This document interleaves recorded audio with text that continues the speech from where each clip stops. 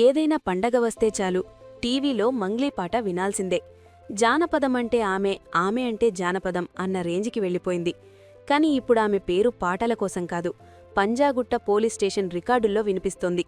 ఒక సాధారణ బంజారా తండా నుంచి వచ్చి తన అద్భుతమైన వాయిస్తో మనల్ని ఊర్రూతలూగించిన ఈ స్టార్ సింగర్ చుట్టూ ఇప్పుడు అక్షరాల 10 కోట్ల రూపాయల ఆర్థిక మోసం కేసు తిరుగుతోంది.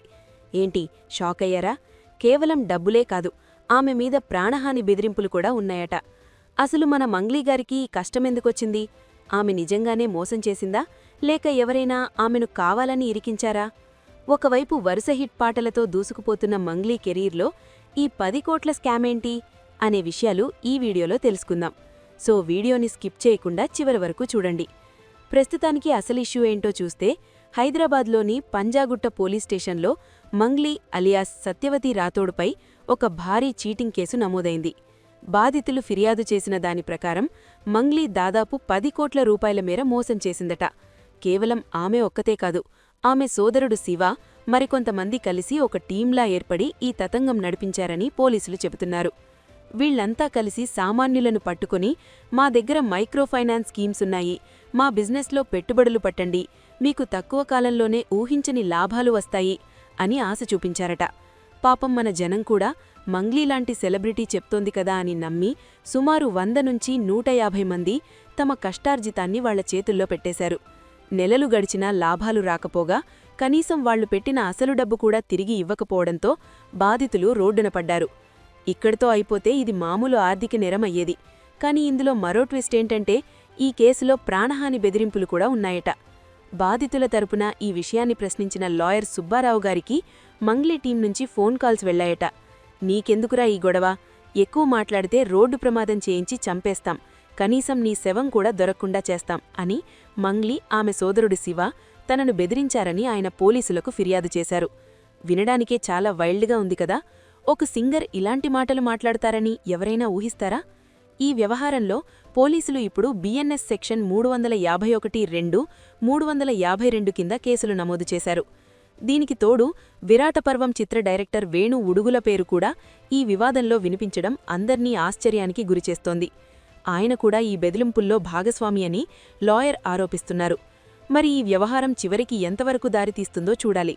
సరే, అసలు ఈ మంగ్లీ బ్యాక్గ్రౌండ్ ఏంటి, ఎక్కడ్నుంచి వచ్చింది అని చూస్తే, ఆమె అనంతపురం జిల్లాలోని ఒక సాధారణ బంజారా కుటుంబంలో సత్యవతి రాథోడ్గా జన్మించింది.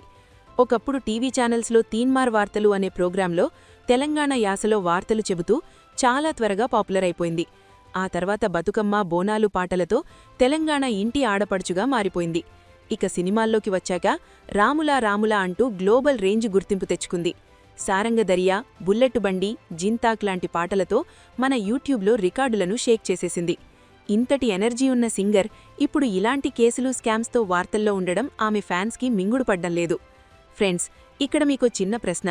ఇప్పుడు ఏ సెలబ్రిటీ అయినా ఏదైనా బిజినెస్ గురించి చెబితే మనం కళ్ళు మూసుకొని నమ్మేస్తున్నాం కదా. ఒకవేళ మీకు తెలిసిన సెలబ్రిటీ ఇలాంటి స్కామ్లో ఉన్నారని తెలిస్తే మీరు ఎలా ఫీలవుతారు? అసలు మన కష్టార్జితాన్ని ఇలాంటి స్కీమ్స్లో పెట్టే ముందు మనం ఎంతవరకు వాస్తవాలను చెక్ చేసుకుంటున్నాం? మీ అభిప్రాయాలను కింద కామెంట్స్లో తెలియచేయండి.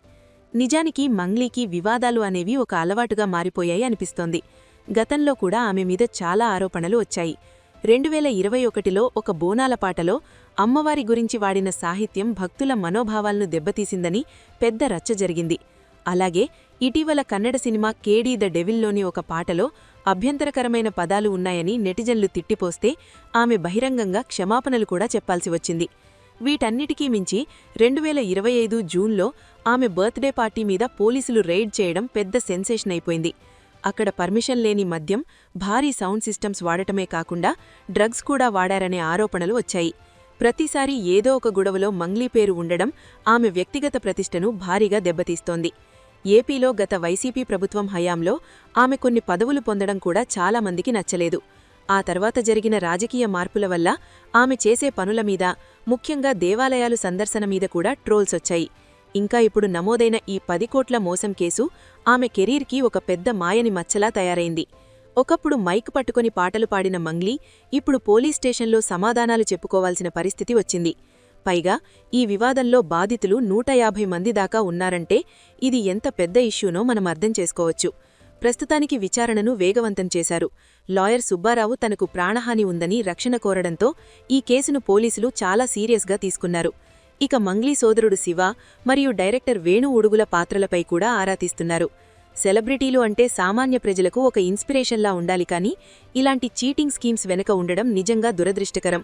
వాళ్లు సంపాదించుకున్న క్రేజ్ను మంచి పనుల కోసం వాడాలా, లేక ఇలాంటి అడ్డదారుల్లో పైసలు సంపాదించడానికి వాడాలా అనేది వాళ్లే ఆలోచించుకోవాలి. మొత్తానికి ఒక్క మాట, ఎవరినైనా అభిమానించడంలో తప్పులేదు, కానీ ఆ అభిమానమే మనల్ని మోసం చేసేలా ఉండకూడదు.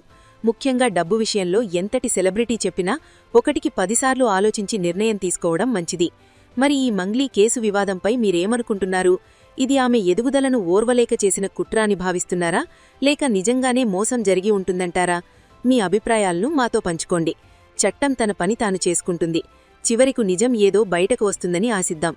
మరో ఆసక్తికరమైన వీడియోతో మళ్లీ కలుద్దాం. అంతవరకు సెలవు. నమస్కారం.